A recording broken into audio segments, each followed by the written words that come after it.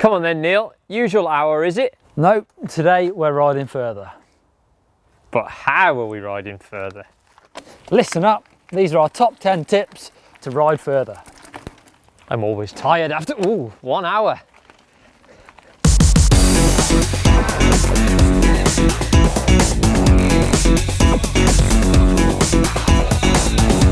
It should go without saying, but make sure your bikes and kit are in good order before you go out for big rides. We've got a video on the pre-ride check, that'll be in the description down below, so check that out. Also, a good set of padded shorts will really help if you're riding the bike for a long time. I actually have one pair of really good road cycling shorts that I use for big rides. When going for a ride, don't try and ride 80 k's if you've never ridden 50.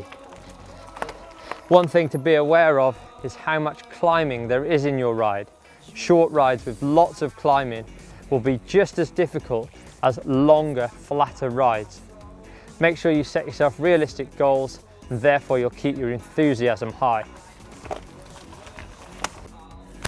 Something I've started doing a lot of is starting my big rides from home. I find that if I don't have to drive anywhere and I can get kitted up at home, it's much easier to find the time to do the big rides. It's also good fun linking local bits of woods together and finding new trails, even if I have to do a little bit of road riding first. To keep up morale, it's great to take a buddy. Find a friend who is of similar fitness to yourself and make a pact with them to ride further. There isn't much more motivating than committing to something with someone else and feeling like you can't let each other down.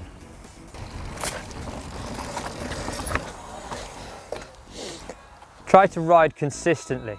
3 to 4 times a week is perfect, even if you're not riding for long durations.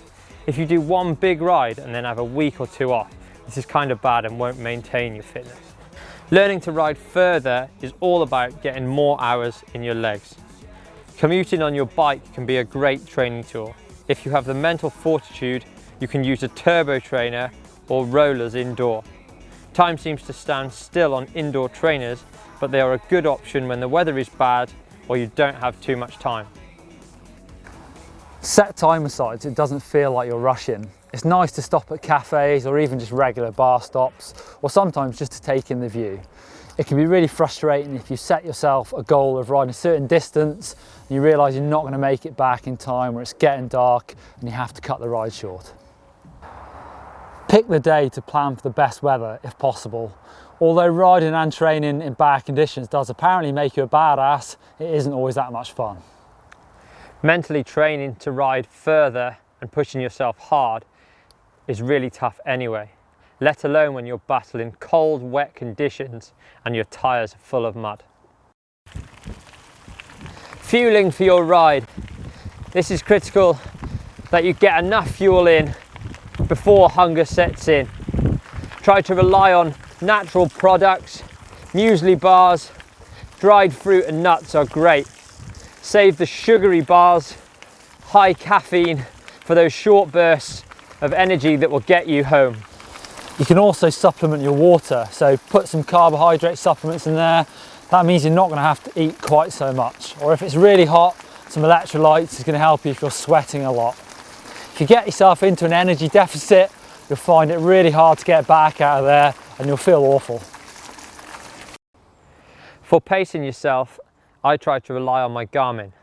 That way I can focus on my heart rate, keep it down nice and low, because you'll be surprised how low you need to keep it to ride all day and not burn out. For those of you familiar with heart rate zones, try to stay in zone 3. This way you will be able to ride all day without too much problem. I'm using a power meter on my bike and I know my thresholds and my training zones, so I've worked those out. So if you've got these tools, learn how to use them, and even short bursts above your threshold will really limit your energy. So try and keep it below and keep an eye on your average power output.